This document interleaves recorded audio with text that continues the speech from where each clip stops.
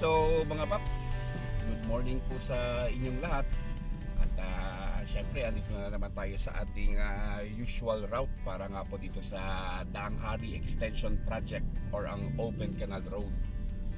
Ang ating pupuntahan nga po ngayon ay itong bagong segment na sinisemento na, no? Yan nga po yung banda sa may intersection dyan sa may Navarro, so parting General Trias na nga po yan.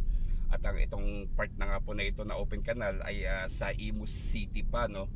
So marami nga pong nag-chat sa atin at nagko-comment na matindi na nga po yung traffic na naidudulot dyan sa intersection ng Navarro Road. Dahil nga po noong nakaraan ay paglampas mo nga po ng intersection ay nagiging one lane nga lang po siya dahil meron pa nga pong part na hindi pa na sisementohan, no? So nagkakaroon nga po ng heavy traffic pagtawid nga po ng intersection.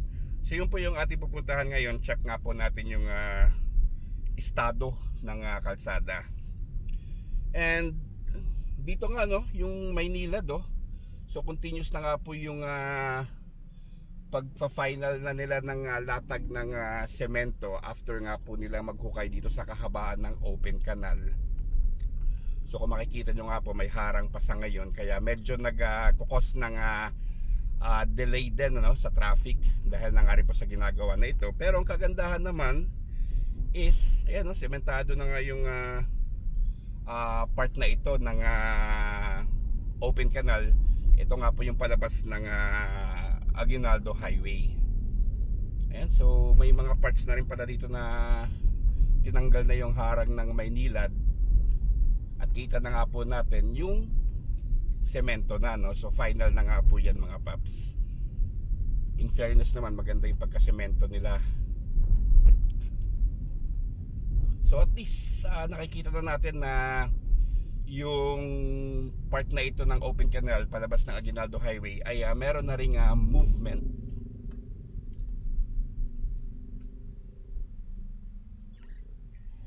Later on yan syempre makikita natin na buong kahabaan ng open canal palabas ng Aguinaldo is sementado na into a 3x3 lane din.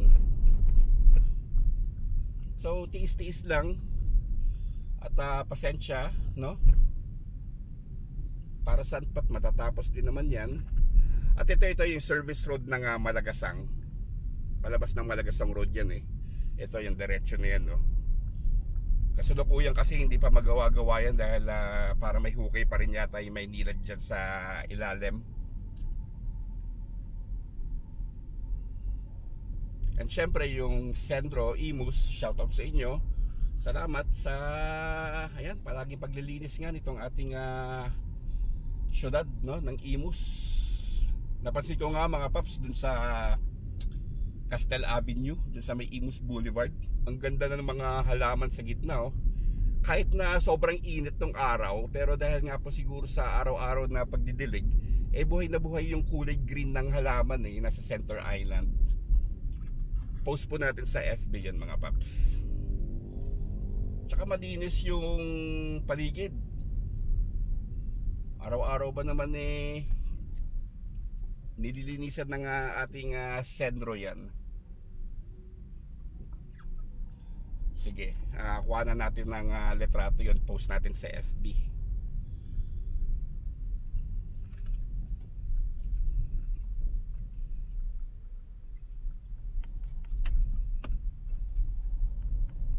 So may mga bahagi pa rin talaga na lubak-lubak, no? Pero tulad nga po ng sabi ko, hindi pa nga po tapos itong proyekto na ito at ongoing pa nga po ang paggagawa nitong ating Daang Hari extension. At mahaba-haba to mga paps, hanggang Tanza Cavite nga ito.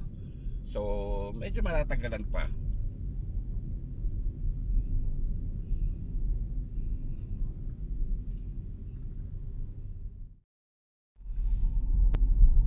So yung Center Island, mahaba-haba na rin yung nagagawa dito.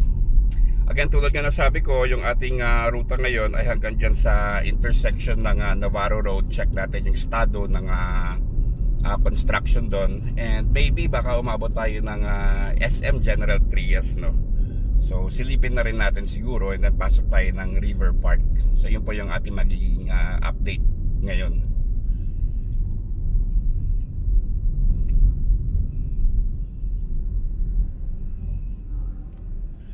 Tulad nga po ng na-post ko sa FB, no? So unti-unti na nga pong nagiging commercialize itong open canal, no? So may mga restaurant na nga, gas stations,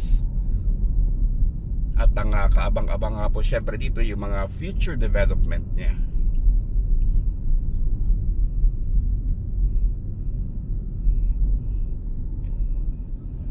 So ito, yung Center Island dito sa gawing ito ng marker ng General Trias at ng Imus ay umabot na nga po itong Center Island.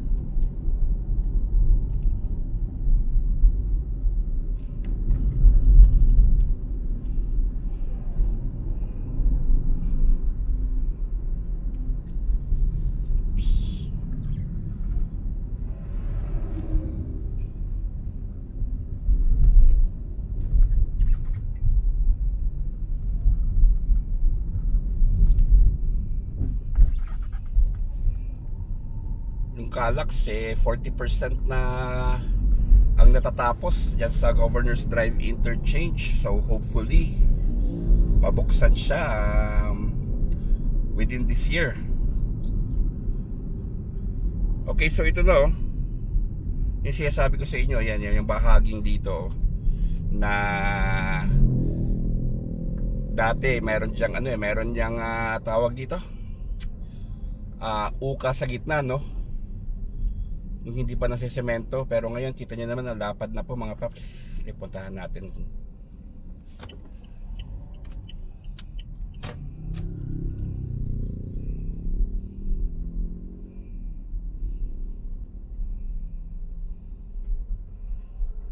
Yun, so dito sa bahaging ito makikita na nga po natin na lumapad na yung kalsada, no? So yung nasa unahan po, yan nga po yung Navarro Road, yung intersection na sinasabi ko. Maganda siguro paliparan natin ng drone to para makita natin yung status sa ibabaw, ano. Sige, para dala tayo na maayos.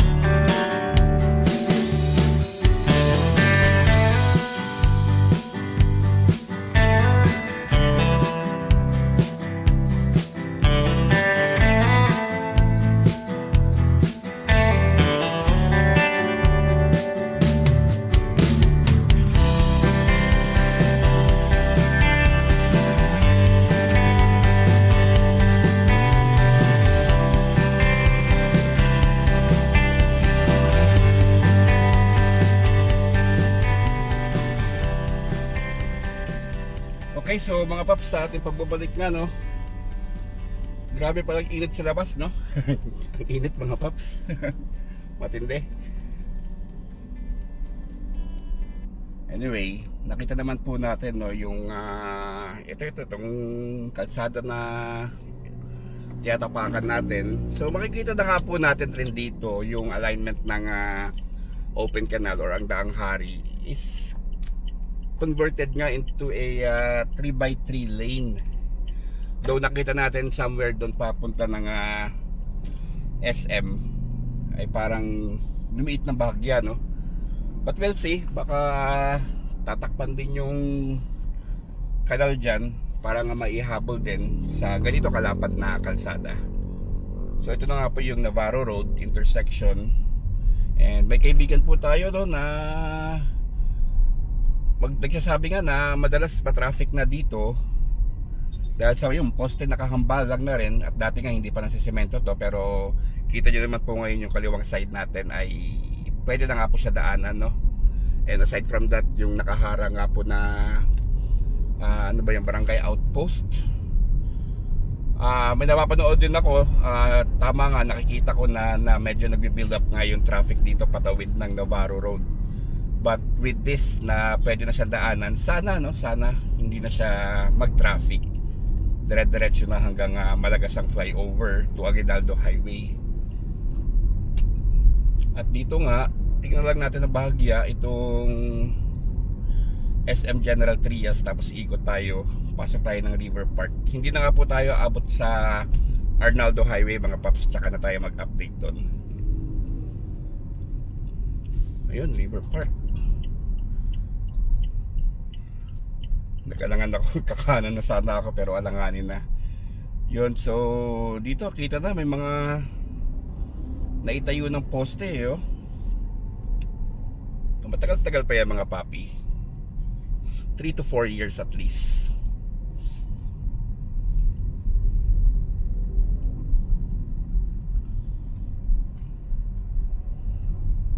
Ayun, oh, may mga rivers na rin pala talaga na nakatayo na, oh. Yun.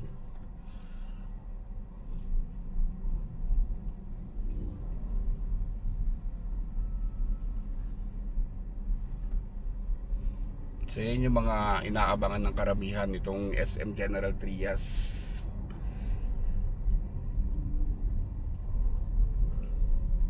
Sige, update tayo dyan mga paps pag may malaki-laking movement na, no. So ngayon, sabi ko nga hindi na tayo muna magpapaabot dyan sa tawag dito, Arnaldo Highway. Tsaka na tayo mag-update dyan yung extension niya papunta ng Governor Ferrer, dahil for sure yung pa rin po yung movement nun, no. Yung pinakita ko nga po dati sa inyo sa may retarding basin.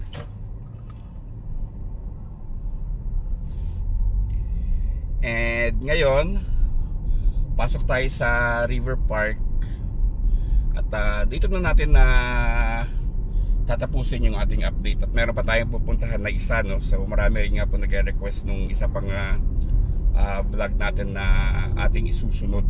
So dadayuhin po natin yung mga paps.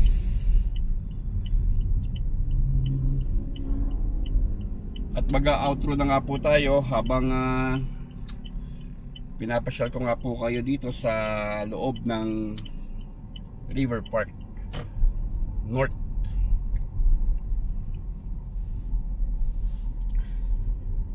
So hanggang dito na lang mga paps. Maraming salamat po, sana nga po yung nag-enjoy kayo.